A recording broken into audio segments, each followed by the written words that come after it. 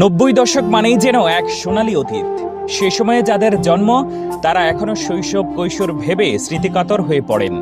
খাবার হিসেবে Nabisco lozenges, glucose biscuit কিংবা খেলনা হিসেবে লাটিম, টিনের পিস্তলের প্রচলন ছিল অনেক বেশি। 90-এর দশকে চকলেট হিসেবে নাবিস্কো ছিল জনপ্রিয়তার তুঙ্গে। তখন একটি লজেন্সের মূল্য ছিল 25 পয়সা, 4 আনা বলেই যাকে বেশি ডাকা হতো। 1 টাকায় তখন 4টি লজেন্স পাওয়া যেত। নাবিস্কোর গ্লুকোজ বিস্কুটও সেই সময় বেশ জনপ্রিয় ছিল। 90 দশকের খেলনা হিসেবে লাটিমের প্রচলন ছিল সবচেয়ে বেশি। ঘুরের পর কোকাকোলার মোড়কে বাজারে আসে ইয়ো নামের একটি খেলনা। দেশ জুড়েই এটি ব্যাপক সেই সময় খেলনা হিসেবে এক ধরনের টিনের পিস্তলের প্রচলন ছিল অনেক বেশি। হিসেবে সে সময় ক্যাসিও ঘড়িকে অনেকেই ব্যবহার করত। স্কুল কলেজের শিক্ষার্থী থেকে শুরু করে যে কোনো মানুষ যে কোনো অনুষ্ঠানে এই ঘড়িটি ব্যবহার করত। বর্তমান সময়ের মতো তখন সবার ঘরে বিদ্যুৎ ছিল না, তাই সন্ধ্যা হলেই সবার বাড়িতে তখন